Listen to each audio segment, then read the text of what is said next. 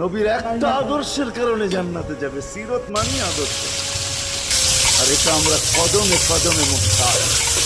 কেননা এই ছোট জীবনটা যদি গ্রহণযোগ্যতা পর্যন্ত পৌঁছাইতে হয় আল্লাহর কাছে, চাই নারী হই, চাই যুবক হই, চাই বৃদ্ধ হই, যেই মানুষই হই না কেন, যেখানেরই হই না কেন, যেই বাসারই হই না কেন, যেই বর্ণেরই হই না কেন, যেই পেশারই হই না কেন, যেই সোসাইটিরই হই না কেন, এই জীবনটাকে যদি গ্রহণযোগ্যতা পর্যন্ত পৌঁছাইতে হয় কার কাছে? দুনিয়া আলাদের কাছে না, মালিকের কাছে, যিনি এক ফোঁটা পানির থেকে অস্তিত্ব দিচ্ছেন, যার কাছে আবার আমাদেরকে ফিরা যেতে হবে।